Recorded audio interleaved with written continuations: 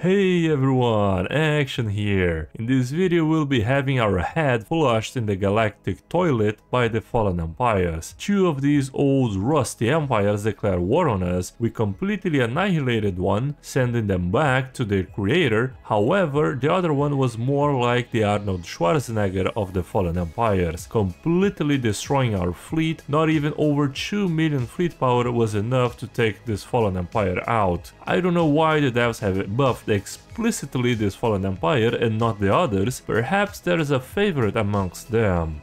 Mission Command wants to congratulate all of the 100 new commanders enlisted yesterday. If we keep this track going, we will reach our mission objective of 2,500 new commanders by the end of the month. So our plan for this video is to reinforce our empire the best way possible, making the true Turtle Empire to perhaps even defeat the 25 times crisis using only our starbases. But let me tell you, my friends, that's not gonna be easy, because the endgame crisis at 25 times the strength, they have like what, 10-20 million fleet power. And although our Deep Space Citadels are strong, they are not immortal, much the other way around. If the endgame crisis happens to fire a single shot at our Deep Space Citadel, I have no doubt that it will one-shot our defenses. So ideally, we could either research more repeatables in the defensive slots, but that would decrease our damage, or I don't know, maybe we could have some mid-shield ships in the front. We'll have to see. And speaking of mid-shields, now that we have our main fleet here, this fleet will all have the defensive slots and be extremely powerful. We'll start designing our first batch of disposable battleships. By Action, what are disposable battleships? Well, it's quite the opposite of Plo Koon said to the clones. It is expendable. You can build tons and tons of it. You don't care if they are destroyed. All it matters is that they can dish out the most amount of damage. In our case, we'll go with all penetrating weapons. The main one will be the focused arc emitter. We could go with a ship design like this. It will also be powerful. Perhaps we should go with empty, just the focused arc emitter though, because it reduces our cost by $300, which is very much, especially because we will be dumping out tons and tons of these bad boys. So with this design, the main goal is to stay at long range, firing the focused arc emitter, whilst having insane amount of sublight speed. What I think I'm gonna do is actually reinforce it with some strike crafts, because the strike crafts, my friends, they are quite useful against the crisis. If we have enough of them, we can swarm them in. And I'm doing repeatables in the strike craft department, so it will do a lot of damage nonetheless. And the cost is, yeah, it's quite high, 160 alloys, but the amount of damage output we'll have with the strike crafts, I think it's worth it.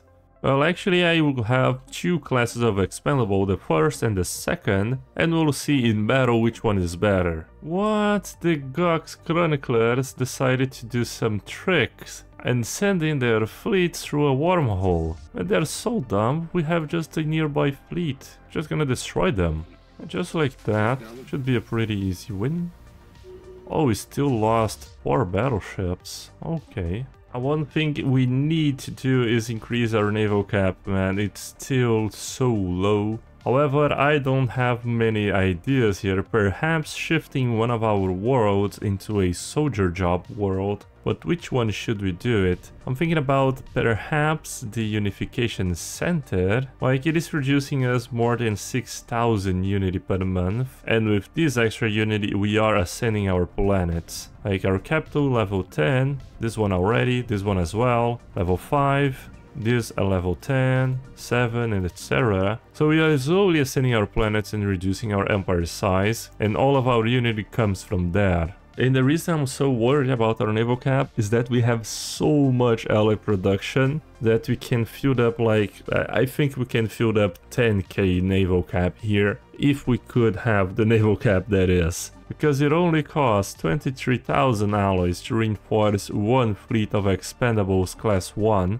which are the most expensive ones because they have 2 advanced strike crafts. So let's see, we reinforce everything here. We still have 32k alloys, and we activate the continue for the second time, because although we activated the lateral artifacting, it worked, and we can activate this relic. I don't know how, but okay, let's try that. Alright, it worked. And now we have 100k alloys again, and we can build 1, 2, 3, 4, 5 more of these bad boys. Even more, 6 of them. So you see where I'm getting, right? We just need to buy a little bit of dark matter, which is fine. And now that should put us at almost 4k naval cap, although we only have 1,500. Oh, okay, the Awakened Empire declared war on us.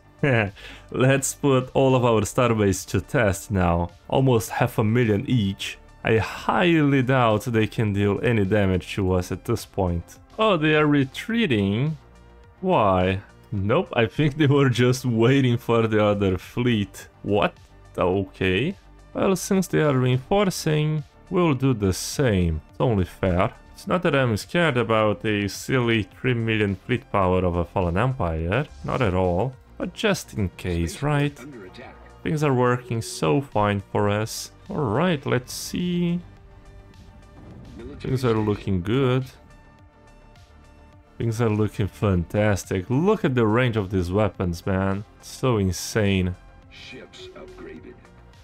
And we completely annihilated them. Let's see the damage report. We only lost 3 defensive platforms, and most of our damage was dealt through the ion cannons. Alright. Oh, and they have the focus archimeter, that's why they sucked so much. We have a genius armorer as our commander, and we also activated the astral shielding, giving us plus 25% shield hardening. So they got completely fisted. Too bad the war exhaustion doesn't even add up, like they lost 150 ships, but it's still at 17%. Fallen empires are busted in that regard.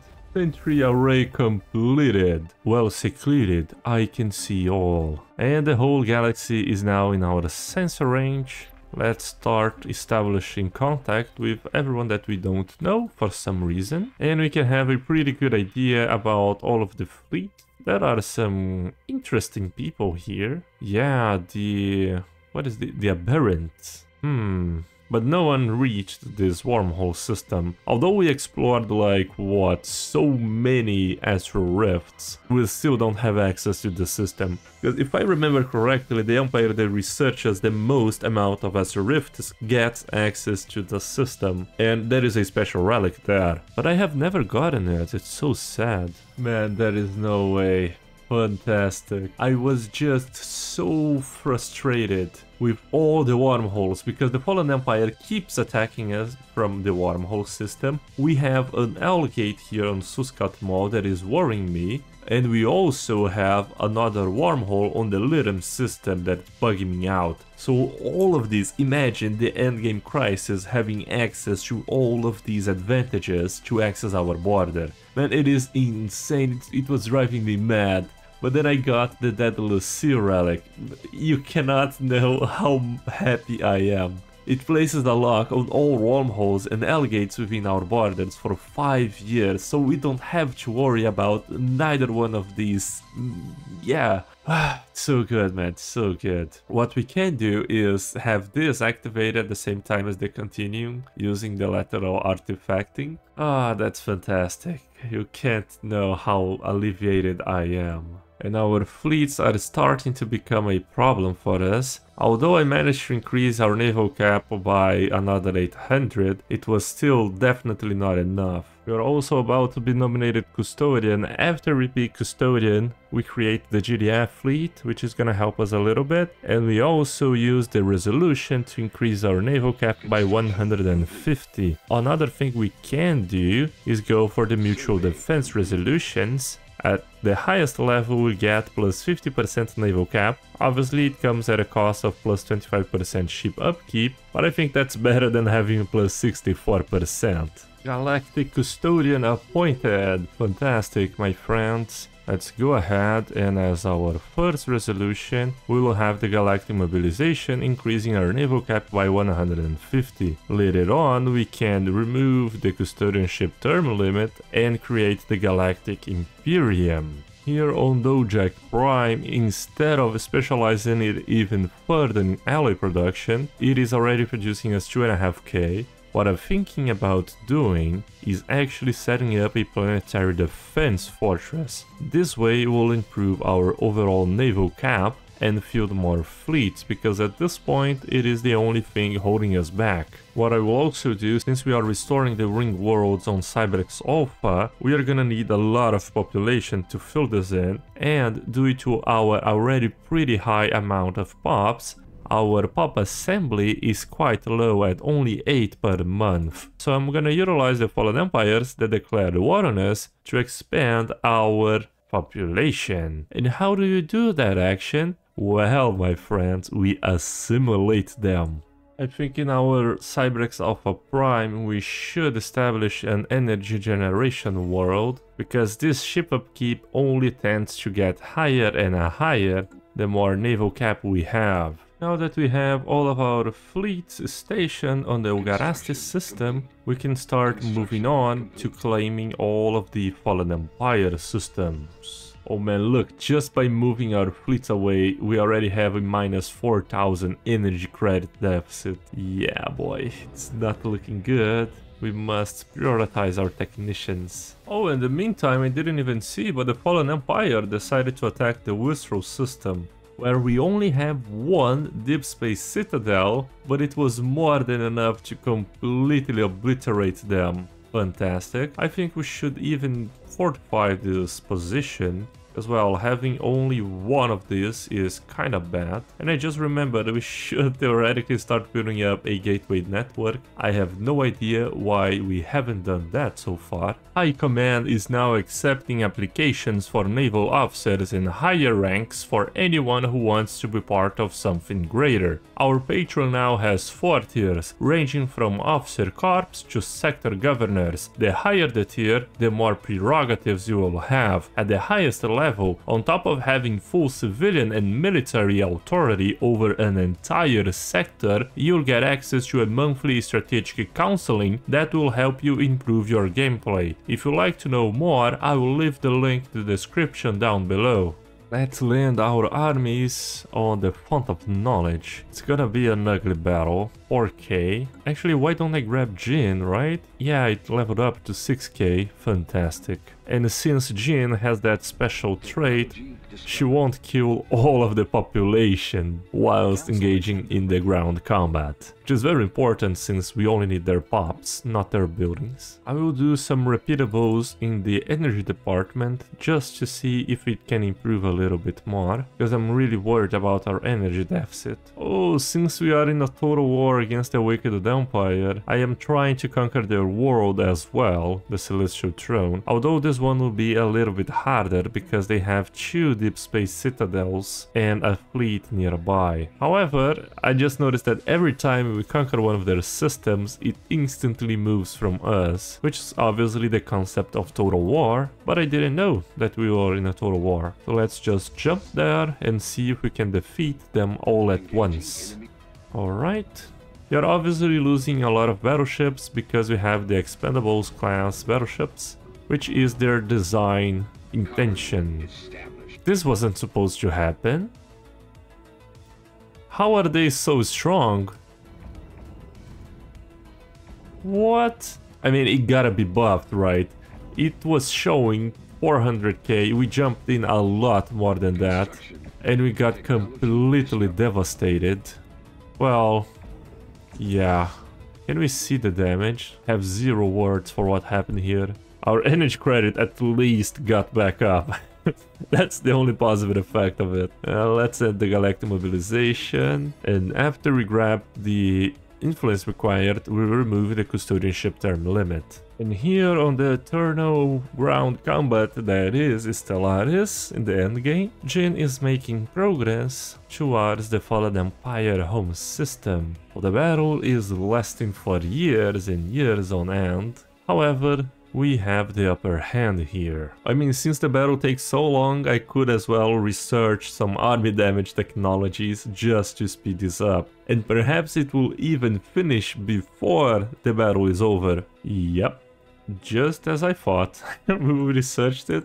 And the battle, yeah, the battle is at least almost over now. 43% devastation, but I don't think we killed a lot of their pops at least. Fantastic, Jin. Well done, my girl.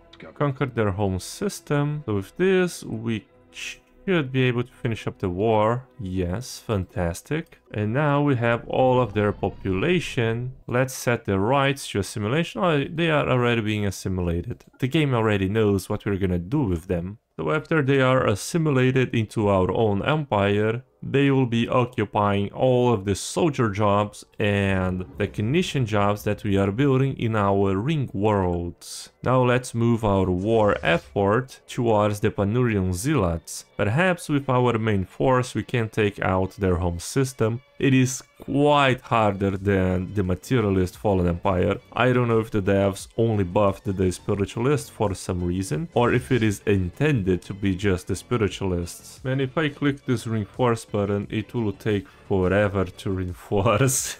But we gotta do it, man. We are reaching our stockpile of alloys, and we have the Continuum Relic to activate. That will give us around 100,000 alloys on top of 200k energy credits. I mean, the game is lagging so much from the reinforcement screen, it's insane. Well, now that we utilized everything, let's go ahead, activate the Continuum. After we have the necessary astral threats, we activate this option, and then we have our Daedalus Seal finally. There we go, Daedalus Seal activated. All of our wormholes and null gates are now secured, man. Such a wonderful sight. Yeah, look at the reinforcement screen. I think that there is still more to come from this. Now let's jump our main force in their home system. They only have a 400k fleet nearby, but I think that we, as a 2 million fleet power, should take them out, right? Let's see if that's the case. Alright, we instantly killed one of their starbase. Completely different scenario than before. Fantastic, just such an easy win. And now take out their fleet. The swarm of Strikecraft. Alright, now let's send Jin to take care of their worlds. A Celestial Throne. 5,000 armies, okay. One planet conquered by Jin. Now let's send her to conquer another one. Well, she suffered quite some losses. She had a 90,000 army. My main concern is really the energy credits. We are losing 4,000 now, although we are improving our naval cap tremendously well. Like, something that I am seeing that is very problematic is that assimilation takes so much in the current patch. I don't know if it assimilates for every planet, or if it is something like an empire-wide assimilation. Let me just check that out real quick. Well, I resettled a lot of the synthetic pops. Before, we were assimilating like 100 per month. It was the maximum amount. Let's see if it changes. Oh yeah, it definitely changed it. Alright, I'm so dumb. So in order for us to assimilate them quicker, we should resettle them for every single one of our planets. So they are processed by planets and not by pops. So it doesn't matter how many pops you have, you just need to put them on all of your planets. That way it will go quicker. We have conquered the Sky Temple world, and there is still one more remaining. All rest. How many? Oh, only 140 pops. That should be a very easy conquer for Jin. Now with this we should settle status quo and grab their system as well. Fantastic, settle status quo with Panurian Zealots, and now we have more pops than ever. To be honest, we have around 25,000 new pops to be assimilated by us still, and we have 4 ring world sections on Cyberx Alpha to colonize and build everything that we need there. But to be honest, I'm kind of thinking that the urban segments are kind of underwhelming. Alright, I thought they would be stronger. Our defensive platforms already reached 600,000 across the board, so we are in a very good position to defend ourselves against the crisis. Our military also improved by a lot. Although here it says that it only has 350k naval power, the actual power of our ships is much higher than that. In my opinion, one thing that would be very strong with this build, and I am regretting that I didn't do it, is grabbing the Cosmogenesis instead of Enigmatic Engineering. But yeah, we learn along the way. Now, if you guys enjoyed this video, don't forget to leave that like button, and as always, I will see you guys next time.